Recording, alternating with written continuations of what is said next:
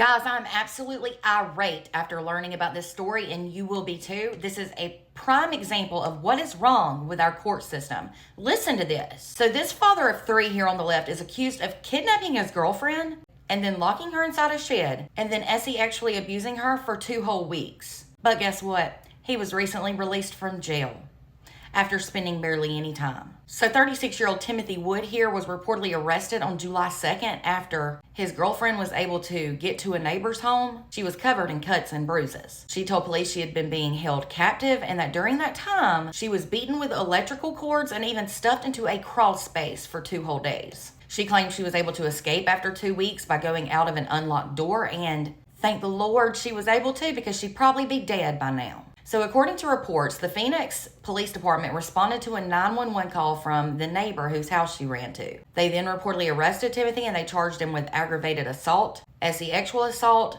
felony kidnapping, and unlawful imprisonment. It was said that Timothy held his victim captive for 2 weeks in a shed in a backyard, and this was after she was evicted from her own home. He reportedly forced her to stay in that shed even when she had to go to the bathroom. He would allow her to go to the main home, sometimes only if he was with her though. She was physically abused during her captivity, and she told police that it would only get better, a little bit better, if she had sex with Timothy. She was confined to that shed that was reportedly locked and closed up with bricks and chains. She also said she was tied down by her ankles. She also reportedly told investigators that Timothy hit her with electrical cords and threatened to cut her foot off with a saw. Furthermore, it was said Timothy even suffocated her by kneeling on her neck, and he allegedly told her he would kill her if she reported him to the police. Then in yet another instance, Timothy allegedly forced the woman into a crawl space, and he literally buried her alive there for 2 whole days. Prosecutors also said during a recent court hearing that the victim was forced to have sex with him under death threats, and that she was tied down with chains.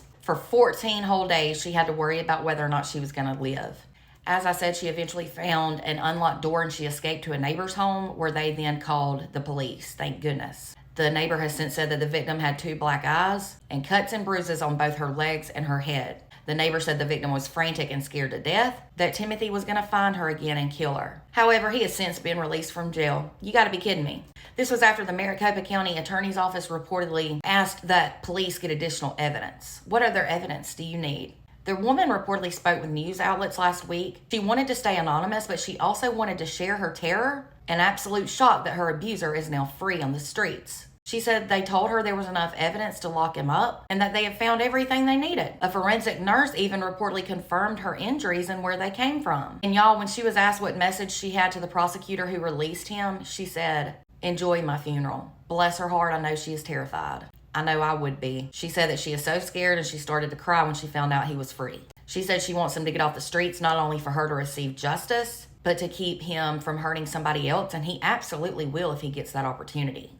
Reportedly, the police department has since resubmitted the charges and evidence to the local attorney's office, and I guess all of that is pending. But continue to listen. Now, of course, Timothy appeared in court last week and he denied all the allegations against him. He reportedly told the judge, "I'm a father of 3. And that the accusations were crazy. He then accused the victim of just getting out of the loony bin. He said he guesses she has these episodes, and when she has one, he's supposed to call her mom. He said he wasn't home at the time, and when he got home, the police were there, and that this all just kind of broke out. But listen to this. Timothy has reportedly demonstrated cycles of abuse since 2007, when he was arrested for aggravated assault. He reportedly pleaded guilty for those charges, and he was arrested again in 2010 for attempting to commit domestic violence. And he also pleaded guilty to that as well. Court records say that he was arrested in 2007 after witnesses reported he was trying to kidnap a woman who was screaming near his truck. He allegedly told police that the woman was his girlfriend and that they were arguing about him leaving his car. He was placed on probation then, and then he violated it 3 years later when he choked a freaking pregnant woman. He was then sentenced to 1 short year in jail with jail credit, and he completed it the next year. This man has a clear violent history, as you can see. Not just minor allegations, but horrible ones and charges where he pled guilty. What are they waiting on? On him to kill someone before they actually do something? Because that's what's going to be next. My prayers go out to that victim that she stays safe and that he does not find her, because I guarantee you he'll try to kill her or kill her if he finds her. They normally do. Shame on the court system, an absolute shame. Let me know your thoughts in the comments, and for more true crime, be sure to follow and subscribe on YouTube.